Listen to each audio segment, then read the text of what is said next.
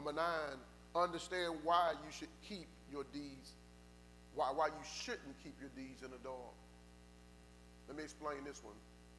The reason why you shouldn't keep your deeds in the dark is because Satan works the best in the dark. Satan is at his best game when everything is in the dark. That's the trick of the enemy, is to keep you from bringing stuff out, is to keep you from saying something when you got a problem, you got trouble, or when you got a situation, or when you made a mistake. The enemy wants to deceive you, make you think and put fear on you, and make you think that, oh, I just keep it a secret, nobody ever have to know. But Satan is at his best work when it's in the dark. This is the reason why you shouldn't keep it in the dark. Amen? You need to confess it, bring it up to whoever you offended, whoever it happened, you need to bring that thing up and kill it. Because that's how we kill things. We bring it into the light because it don't like to be in the light. Amen? I'm going to tell you this here. You might want to write this down. I'm going to show you how the enemy gets you. I'm going to show you the steps. This is why you shouldn't keep stuff in the dark. This is why you shouldn't stay secretive on everything. There are some things that God tells you to be secretive about. There's some things that's wisdom in who you give it to. But you need to be careful in keeping things silent and in the dark. And I'm going to tell you this is what happens. The first thing you need to understand, the first step that Satan takes you to, I'm going to show you the process. The first thing Satan does is he isolates you. Isolation. Isolation. This is the reason why the Bible continually says, forsake not the assembly of God's people, what? Coming together. First thing Satan does is he isolates you. You need to fight tooth and nails from keeping yourself from being isolated from the people of God, from the assemblies of God. Amen? The first thing he's going to do is isolate you. Why?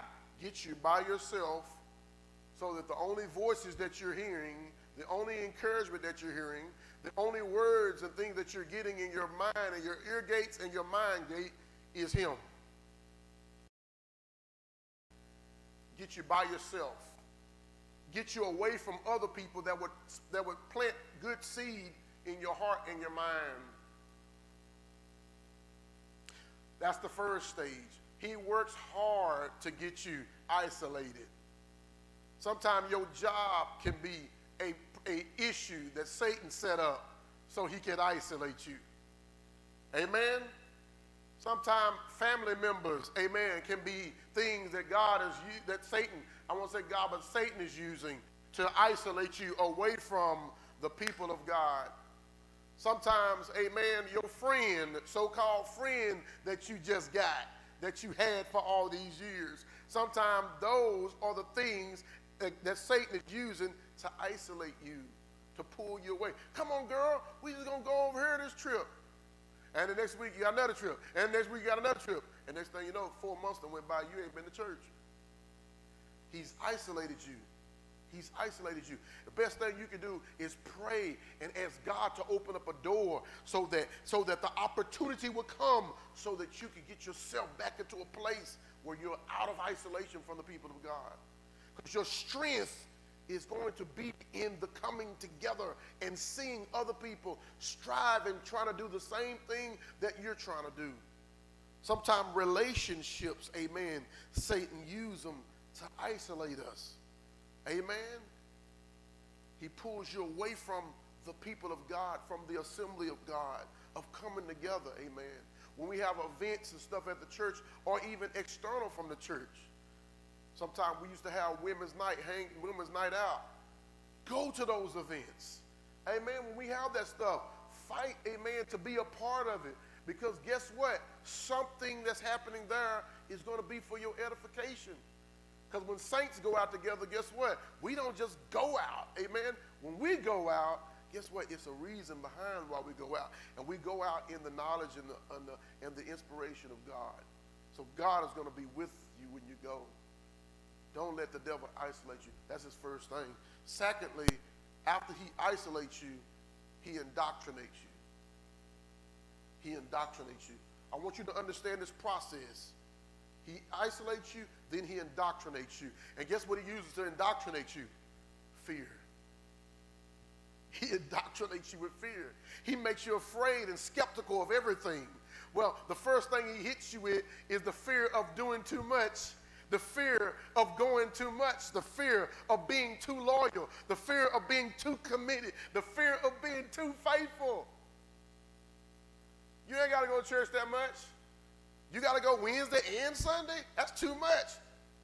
You shouldn't have to go that much. See, there you go. He's planting the seed of the fear of faithfulness.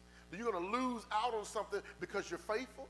You're going to lose out on something because you're loyal. You're going to lose out on something because you're being committed. He's planting a seed of fear against you. He's indoctrinating you with fear. So I'm going to say it again. First, he isolates you. He does all these things. He uses family members, friends, associates, relationships to isolate you from the assembly. God's people coming together where you're supposed to be edified and nourished together. Then he indoctrinates you with fear. He makes you fearful and skeptical of everything except for his voice.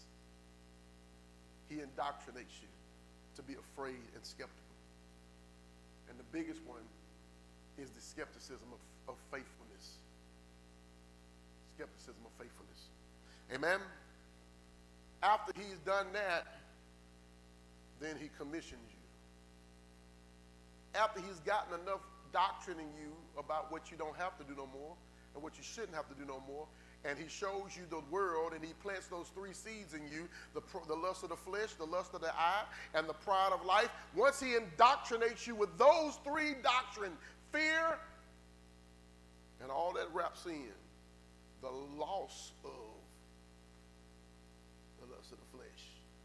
Ooh, girl, you can't do that no more. You can't go to the masseuse or whatever they want to do. You can't go to the beach, girl, and sit down and lay down. You can't go do this no more if you're at church. You can't do that if you're always with the people.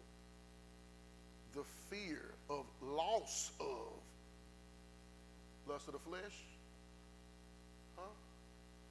lust of the eye, pride of life. The fear of losing those. He indoctrinates you. And once he gets that doctrine in you, he commissions you. Go out there and get it. Go out there and do this. Go out there and show yourself this way.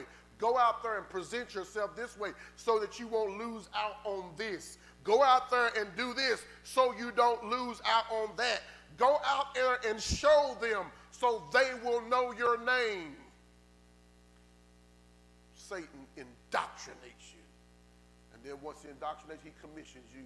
And next thing you know, you're out there performing evil deeds, therefore putting yourself back in condemnation. Just where Jesus died so that you would be free. All of that to get you back in the place where Jesus just freed you from, to put you back in the cell that he just freed you from, to put you back in the shackles and in the chains where he just broke you loose